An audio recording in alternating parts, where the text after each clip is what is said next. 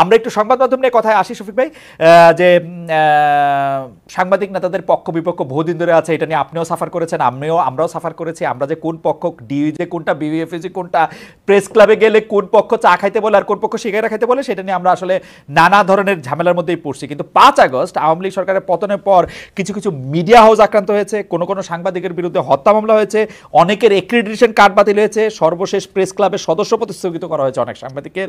এসব ঘটনা মত প্রকাশের স্বাধীনতার বিকাশে ভূমিকা রাখবে নাকি সংকুচিত করে ফেলবে? আমি আরো জানাতে চাই, আপনি দেখবেন যে উপদেষ্টারা কার সাথে কথা বললে কি হবে এবং সেটা নিয়ে এক ধরনের হুমকি দিচ্ছে, যে তাদের মধ্যে এই জিনিসটা কেমনে এটা হইলো যে ধরেন কারো সাথে কথা বললেই সে একটা প্ল্যাটফর্ম পায়, এটা নিয়ে আসলে অন্যদেরকে খুব বেশি প্রভাবিত করা যায়, এটাতে কেন মনে হইলো? আমরা যেখানে বলতেছিলাম, শফিক ভাই আমি শেষ করি কথাটা, আমি যেখানে বলতেছিলাম যে শেখ হাসিনার যদি সাহস থাকে ক্ষমতা থেকে নাইমে অন্য কোথায় একটা দিয়ে ইলেকশন দেখ, তার সবকটা মেশিনারি ব্যবহার করেও তো থাকতে পারে নাই, এত ভয় কিসের জন্য, বিশেষ করে সংবাদ মাধ্যমে কে আসবে না আসবে? শফিক ভাই। না, আমাদের তরফ থেকে সংবাদ মাধ্যমের স্বাধীনতা সংকোচনের কিছুই করা হয়নি। আমাদের, আপনি জানেন ট্র্যাডিশনালি সংবাদপত্রের স্বাধীনতা কেমনে সংকোচন করা হয়।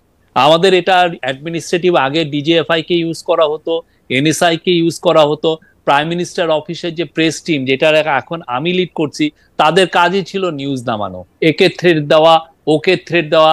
আপনি নিজে এটার একজন ভিকটিম। না, আমি ভিকটিম না, কিন্তু আমার থ্রেড দেন নাই, আমি ভিকটিম না, প্রোগ্রাম করতে, আমি ভিকটিম না, আমার কথা, আপনি কেউ যদি আপনাকে বলে, কোন পত্রিকা, কোন টিভি স্টেশন, কোন ওয়েবসাইট যদি বলে যে আমাদের এই নিউজটা সরাতে বলেছে, আমাদের এই নিউজটা কিল করতে বলেছে, বা আমার এই লোকটাকে ফায়ার করতে বলেছে, আপনি আমাকে বলেন। আর আপনি ইয়ের কথা বলেন, এই যে অ্যাক্রিডিটেশনের কার্ড ছাত্রলীগের ছেলেকে দেওয়া হয়েছে, যুবলীগের ছেলেকে দেওয়া হয়েছে, এবং এদেরকে দিয়ে এদের বিশাল একটা অংশের 5000 অ্যাক্রিডিটেশনের মধ্যে 169 জনের অ্যাক্রিডিটেশন নাই। তো এদেরকে পুরো একটা বিশাল অংশের কাজ ছিল সচিবালয়ে যে লবিং করা, ওর হয়ে দেনদের বর করা, ওর হয়ে ইয়ে করা। আমরা তারপরে বলেছি যে আপনার প্রতি অন্যায় করা হয়েছে, আপনি আমাদেরকে বলেন, আমরা আবার রিভিউ করব। এটা নিয়ে আমাদের কোনো ইয়ে নাই। কিন্তু স্বাধীনতার ক্ষেত্রে আমরা বলবো যে 100% বাংলাদেশের ইতিহাসে এরকম কেউ স্বাধীনতা ভোগ করে না, আমি এটুকু বলতে পারি। আপনার কাছে কি মনে হয়, তথ্য উপদেষ্টা যে বলেছেন যে কার সাথে যোগাযোগ করছে না কি কথা বলেছে, আমি কি স্ট্যাটাসটা বাইর করে দেখবো, পড়ে শোনাবো? আপনি নিশ্চয়ই জানেন। হ্যাঁ, বলেন। আমরা জানেন মনে হয় নিশ্চয়ই, মানে এটা আপনার কাছে মনে হয় না যে এটা ডেকেছেন, ডেকে বলেছেন যে আপনারা মন খুলে লেখেন, আমাদেরকে ক্রিটিসাইজ করেন। আমরা ক্ষমতায় থাকলে এক ধরনের অন্ধত্ব থাকে, আমরা অনেক কিছু দেখতে পারি না। আপনারা লিখলে আমাদের চোখ খুলে, আমরা ওইটা দিয়ে দেখতে চাই। কিন্তু এইটা বলেন না যে আমরা আপনার ইয়েটাকে আমরা কমাচ্ছি, আপনার স্বাধীনতাকে কমাচ্ছি, কোন ধরনের না। নট এ সিঙ্গেল ইনস্ট্যান্স আপনি পাবেন কোন টিভি স্টেশনে। আগে এমনও হতো যে একজন, আমি এটা আপনার ইয়েতেই শুনেছি যে আপনার এখানে একজন এসে খুব জ্বালাময়ী বক্তৃতা দিয়ে গেছে, আপনি যখন আজকের বাংলাদেশ না ইয়ে করতেন, ইন্ডিপেন্ডেন্ট টিভি, উনি যেই নিচে নামছেন আপনাদের ওই টিভির নিচে, তখন তাকে লোক এসে ধরে নিয়ে। না শফিক ভাই, আমি বলতেছি না যে এগুলি হয় নাই, কিন্তু সেটি আজকের বাংলাদেশে বক্তব্য দেওয়ার কারণে হয়েছে তা না। পুলিশ তাকে খুঁজতেই ছিল, তারপর তাকে গ্রেফতার করছে। আমি সেটার কথা বলতে চাই না। আমরা তো অন্তর্বর্তীকালীন সরকারের কাছ থেকে এইটা চাই না যে অন্তর্বর্তীকালীন সরকার সংবাদ মাধ্যমে একটা ব্যক্তি আসলে, যেমন আমি খোলাখুলি বলি, ছাত্রলীগের সভাপতি সাদ্দাম হোসেন আসলে এই উপদেষ্টাদের বা বৈষম্য বিরোধী ছাত্র আন্দোলনের এদের কেন মনে হইলো যে উনি আইসা এমন একটা প্ল্যাটফর্ম পাবেন যেটাতে তিনি এমন কিছু কথা বলতে পারেন যেটা হইলো যে পৃথিবী উল্টে যেতে পারে? না, আপনি ছাত্রলীগকে তো ব্যান করা হয়েছে, এটা আউটলড।